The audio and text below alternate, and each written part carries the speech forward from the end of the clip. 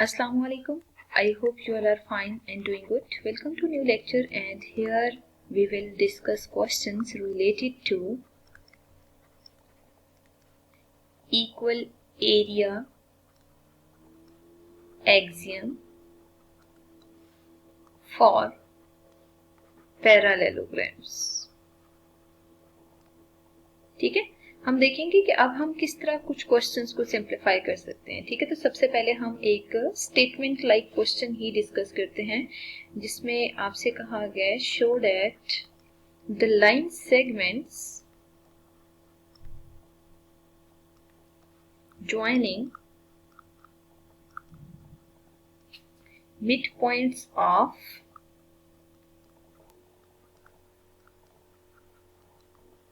sides of parallelogram divides it into two equal parallelograms।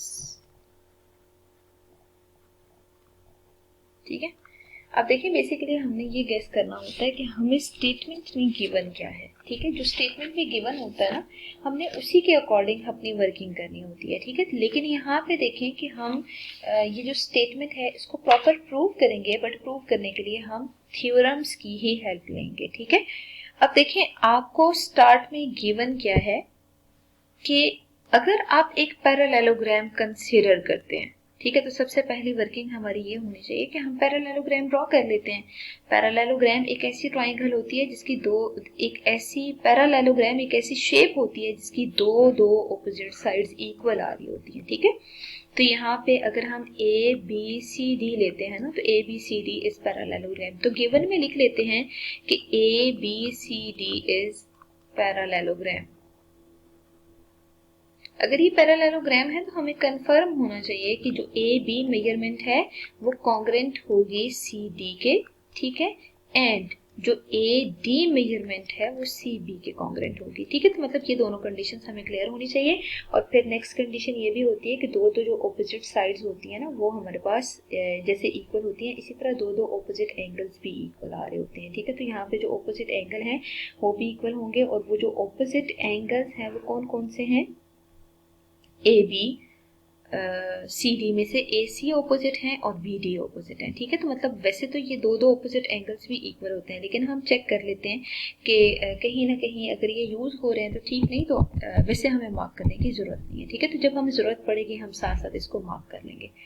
अब देखिए आपने टू प्रूव ये करना है कि अगर आप इसमें दो मिड पॉइंट्स कंसिडर करते हैं, मतलब आप ऐसा करें कि डी सी साइड का भी मिड पॉइंट ले लें, ए बी साइड का भी मिड पॉइंट ले लें, और उन दोनों मिड पॉइंट्स को ज्वाइन कर दें। जब आप मिड पॉइंट्स को ज्वाइन करेंगे ना, तो ये जो फाइनल शेप आएगी ना, ये फाइनल शेप जो है इसमें दो पैरेललोग्राम्स आपको दिख रही हैं। ठीक है, तो इन दोनों का एरिया भी इक्वल होगा। ठीक है, और ये जब आप ड्रॉ करेंगे ना तो दिखने में भी इक्वल लगना चाहिए। ठीक है, तो यहाँ पे हम ऐसा करते हैं कि यूं करके ड्रॉ कर लेते हैं, और ये भी आपको कंफर्म होना चाहिए कि जो आपने एम और एल पॉइंट कंसिडर किया है ये मिड पॉइंट्स हैं। ठीक है, हम गिवन में अगेन मार्क कर देते हैं एल इज मिड पॉइंट। अगर एल मिड पॉइंट है ना, ये भी आपको स्टार्ट में गिवन था। ठीक है, तो ए एल की जो मेजरमेंट है वो कॉन्ग्रेंट होने चाहिए एल बी के मेजरमेंट के। ठीक है, और इसी तरह अगर हम यहाँ पे डिफाइन करते हैं कि एम इज मिड पॉइंट, तो मिड पॉइंट की वजह से आपको कंफर्म होना चाहिए कि जो डिस्टेंस डी एम है वो भी कॉन्ग्रेंट होना चाहिए एम एल के। ठीक है, अब टू प्रूव में आपने प्रूव करना है कि ये जो दो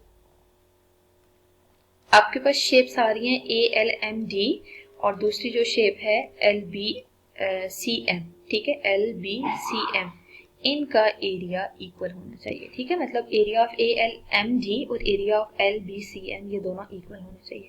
तो अगर इनके एरियाज को आपने इक्वल करना है तो ऑब्वियसली हमें यहाँ पे कोई वर्किंग शो करनी चाहिए। हम ऐसा करते हैं कि प्रॉपर थ्योरम की तरह ही एक साइड पे स्टेटमेंट्स और एक साइड पे रीजंस शो कर देते हैं। ठीक है, ये एक इजीएस्ट वे होता है जिसके थ्रू हम थ्योरम को इजीली प्रूव कर सकते हैं। अब देखिए सबसे पहले तो स्टेटमेंट में हम ये लिखते हैं कि A B is parallel to C D, क्योंकि ये ऑपोजिट साइड्स ऑफ पैरेललोग्राम है। ठीक है, ऑपोजिट साइड्स ऑफ पैरेललोग्राम जो हैं वो हमारे पास इक्वल होती हैं, ठीक, पैरेलल होती हैं, ठीक है, और इक्वल भी होती हैं। तो अगर पैरेलल हैं तो एज इट इज लिखते हैं। अगर ये पैरेलल हैं तो देखें L इज मिड पॉइंट।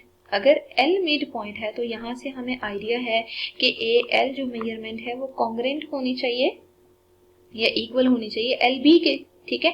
फिर इसी तरह यहाँ पे आप डिफाइन कर दें M इज मिड पॉइंट। अगर M मिड पॉइंट है तो इसका मतलब ये है कि DM भी कॉन्ग्रेंट होने चाहिए या इक्वल होने चाहिए DM MC के, ठीक है, ये इक्वल होने चाहिए। अब आपको आइडिया है कि parallelograms on equal bases and lying between same parallel lines are equal in area. अब आप देख सकते हैं कि ये जो AD और BC है ये दो पैरेलल लाइंस हैं और इक्वल बेस LB को LM को अगर आप कंसीडर करते हैं ये कॉमन पोर्शन आ रहा है, ठीक है।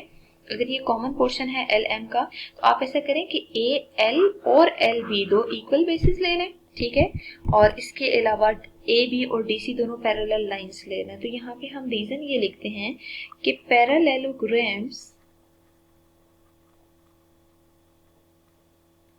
on equal basis and lying between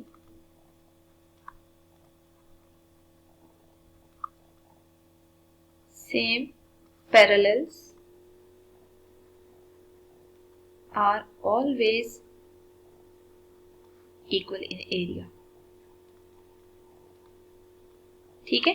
अब आप देख सकते हैं कि AL is congruent to LB, ठीक है। अगर ये दोनों इक्वल हैं, साथ ही AB is parallel to DC, ठीक है, तो इसको 1 मार्क कर दें, इसको 2 मार्क कर दें बेशक, ठीक है, और यहाँ लिख दें फ्रॉम 1 and 2। और रीजनिंग सारी हम ऊपर मेंशन कर चुके हैं। इस रीजनिंग के अकॉर्डिंग अगर देखा जाए तो हमें यहाँ से कंफर्म है कि एरिया ऑफ पैरेललोग्राम, और नेम क्या है इसका, ALMD, वो इक्वल है एरिया ऑफ पैरेललोग्राम LBCM के, ठीक है। तो आप देख सकते हैं कि हमने इस मेथड से इसको प्रूव किया, बट ये जो थ्योरम है वो हम बेसिकली प्रीवियस लेक्चर्स में प्रूव कर चुके हैं। तो इस थ्योरम की स्टेटमेंट को हमने आगे यूज करके प्रॉपर जो आपको कंडीशन गिवन थी उस कंडीशन को वेरीफाई किया। तो हमेशा हम यही करते हैं कि पहले थ्योरम्स प्रूव कर लेते हैं और उन थ्योरम्स के रिजल्ट को हम आगे यूज कर रहे होते हैं जहां जहां ये यूज हो सकता है।